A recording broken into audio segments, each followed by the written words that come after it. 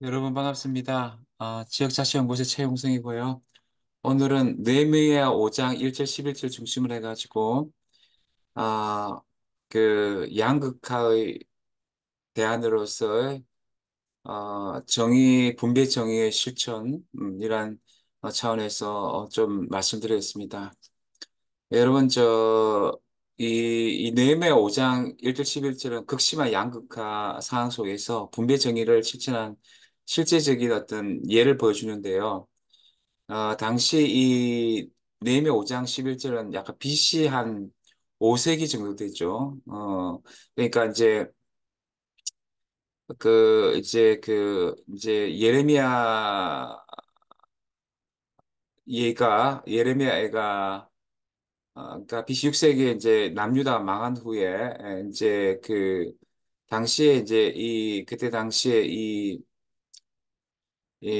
그 느헤미야는 이제 성전을 건축하고 있었죠. 그런데 포로기 이후에 초기에 유다 공동체는 부했지만 시간 지나면서 공동체의 지속성을 파괴할 정도로 극심한 빈부 양극화가 있었는데 이게 구조적 개혁을 하게 됩니다. 그래서 이제 첫째는 이자 금지 정책이고 둘째는 반범물 상한 정책인데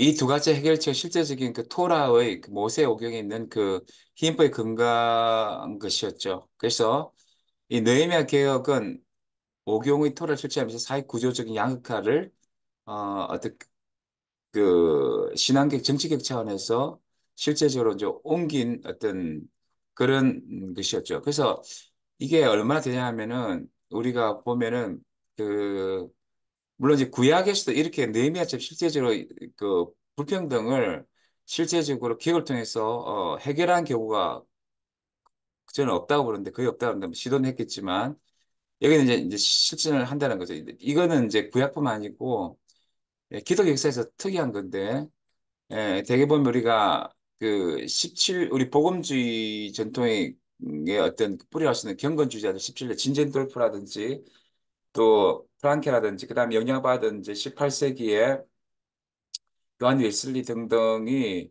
개인경험과 약간 자선이나 봉사는 했지만 이렇게 20세기 이렇게 복음주의자들이 이렇게 사회 구조를 기억한 적이 없습니다. 19세기, 20세기의 그 사회 복음주의자들이라든지 WC 쪽에서는 사회 구조 개혁을 추구했지만 이렇게 확실하게 뇌매체 분배 정의 문제를 해결한 경우가 결국 없기 때문에 오늘 제가 이 말씀을 이제 이렇게 좀 언급하도록 하겠습니다.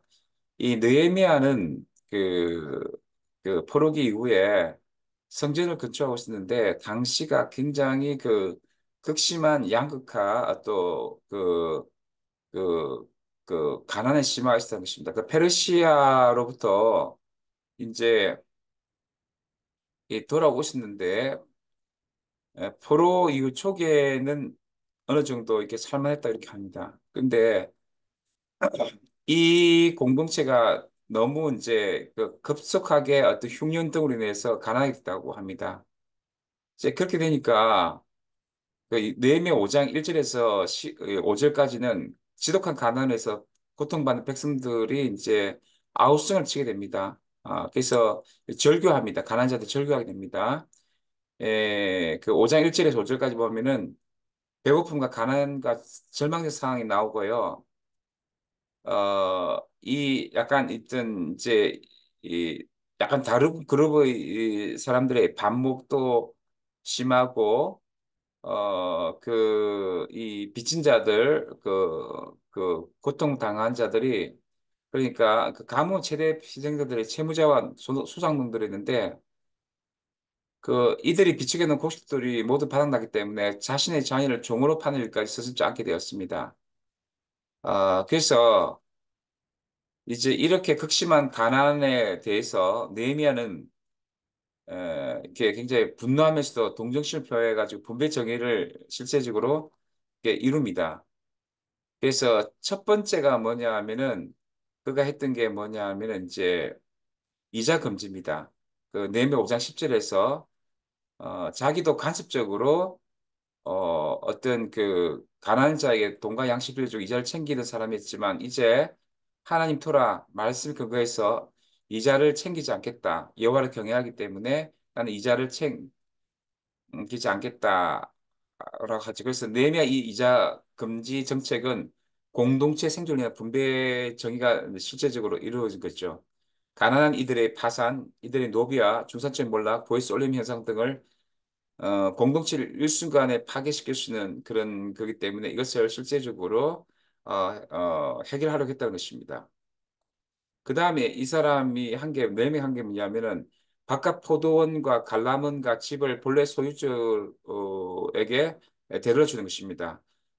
11절 상반절에 나타나는데요. 바깥 포도원은 관람과 집은 모두 땅과 관련된 것인데 이런 물건들이 모두 부자물의 소유가 됐다기보다도 가난자가 돈과 양식을 빌리기 위해 담보로 잡힌 것들을 본래의 주인에게 되돌려 주라는 내용으로 이제 이해하는 것이 타당합니다.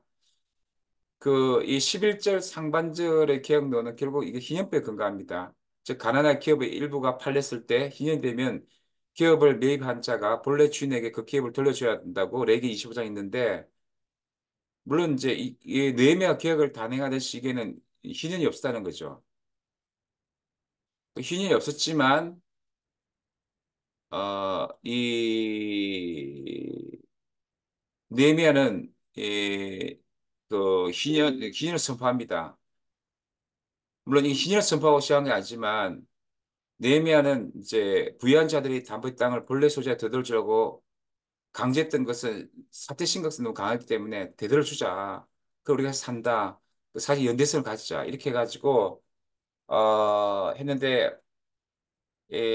그렇게 해가지고 이제 이런 느헤미야 자기성 기인된 이런 개혁에 동참하기로 약속했던 자들을 불러 모아 제사장 앞에서 맹세하도록 하고 그렇게 해가지고 실제적으로 이 개혁을 이루는 거죠. 그래서 사실 구약 성서에도 우리가 희년법이 있지만 실제적으로 이 희년법 그러니까 하나님 미시타프와 체다카 그리고 헤세드 사이약자에 대한 배려와 보호에 대한 수많은 법들이 있지만 다 불순종했고 왕들이나 지도자들은 이 법들을 실제 지켰던 경우가 거의 없었다고 알고 있습니다.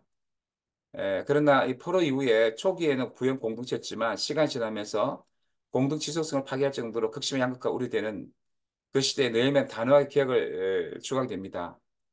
첫째는 이자 금지고 둘째는 담보물을 상한 정책이 있는데 이 두 가지 해결책은 희년법에 근거가 있지만 어, 이게 그때 당시 희년법이 있었던 게 정하게 된 게 아니지만 그는 말씀, 오경의 토라를 실천하는 그런 어떤 진정성을 가지고 양극화 분배 문제, 가난 문제를 해결하기 위해서 어, 어, 아주 굉장히 급진적으로 실천했던 것이죠. 그래서 저는 이렇게 생각합니다. 이 느헤미야의 해결책을 이 시대에도 우리가 조금 진지하게 수용할 필요가 있다고 생각합니다.